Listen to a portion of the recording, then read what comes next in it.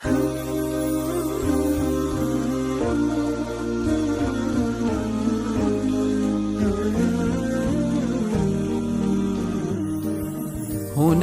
دوحة لنبي الهدى. আসসালামু আলাইকুম ওয়া রাহমাতুল্লাহি ওয়া বারাকাতুহু। আপনাদেরকে যদি জিজ্ঞেস করি যে পৃথিবীর প্রথম বিশ্ববিদ্যালয়, আবাসিক বিশ্ববিদ্যালয় কোনটি বলতে পারবেন?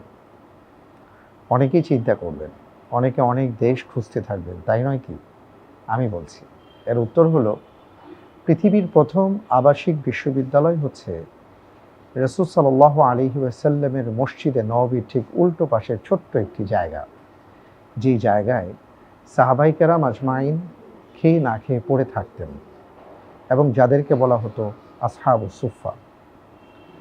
বিশেষ করে যারা মুহাজির সাহাবা ছিলেন তাদের অনেকেই এখানে অবস্থান করতেন, আনসার সাহাবাগণও থাকতেন।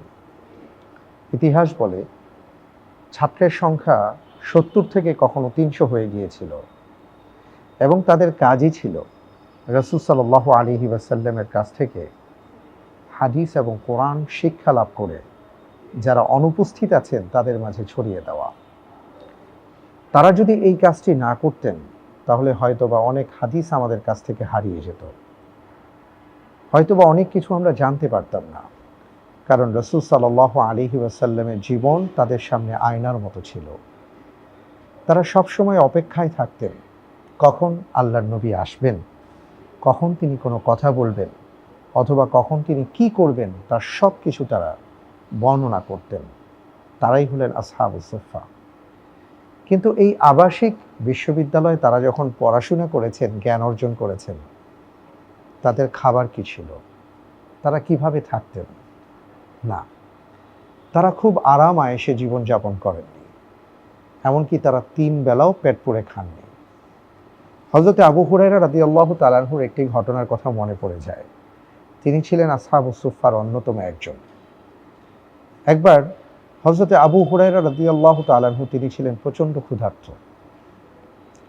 হঠাৎ করে হাদিয়া আসলো, মাত্র 1 পেয়ালা দুধ।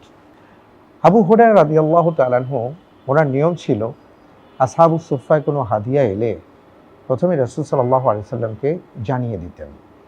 বরাবরের মতন জানানো হলো, ইয়া রাসূলুল্লাহ, আমাদের মাঝে 1 পেয়ালা দুধ আসছে। আবু হুরায়রা রাদিয়াল্লাহু তাআলা আনহু কথা শুনে আল্লাহ রাসূল সাল্লাল্লাহু আলাইহি সাল্লাম বললেন, ঠিক আছে, আসহাবুস সুফফার যারা আছেন তাদেরকে ডাকো। তারা সবাই এলেন।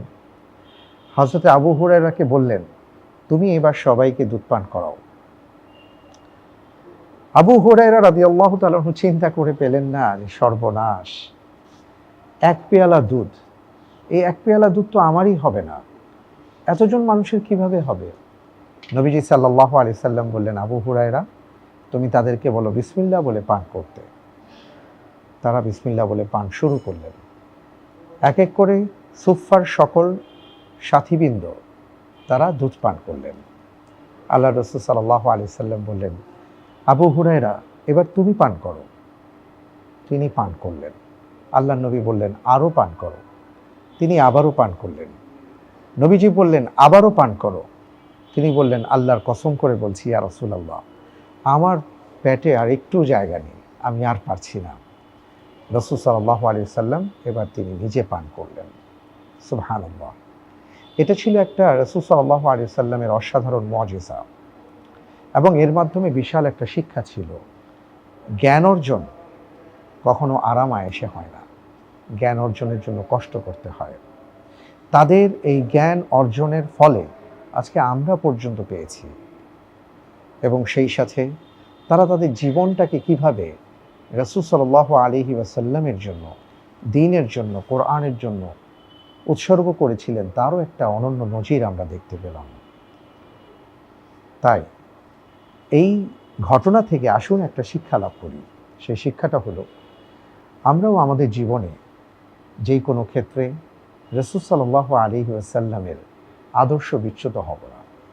হযরত আবু হুরায়রা চাইলেই তিনি দুধ পান একাকী করে ফেলতে পারতেন, তিনি তা করেননি, যেটা আমাদের মাঝে আমরা অনেক সময় দেখতে পাই। আমরা একাকী কোনো কিছু পেলে সেটাকে গ্রাস করার চেষ্টা করি, এটা উচিত নয়। আমরা কখনো কখনো কোনো ভালো কাজ করতে গেলে কষ্ট স্বীকার করতে চাই না, এটাও ঠিক নয়। আবার রাসূল সাল্লাল্লাহু আলাইহি ওয়াসাল্লামের নির্দেশনা মানার ক্ষেত্রে হযরতে আবু হুরায়রা অক্ষরে অক্ষরে পালন করেছেন। আমরা অনেক সময় অনেক নির্দেশনা মানতে গিয়ে মানতে পারি না, আমরা কখনো যুক্তি, তর্ক ইত্যাদি উপস্থাপন করি, এগুলো উচিত নয়। আসুন আমরা এই ছোট্ট ঘটনা থেকে এই শিক্ষা লাভ করে রাসূল সাল্লাল্লাহু আলাইহি ওয়াসাল্লামের নির্দেশিত জীবন পন্থায় আমাদের জীবনকে পরিচালনা করি। আল্লাহ তাআলা সেই তৌফিক দান করুন। আমিন।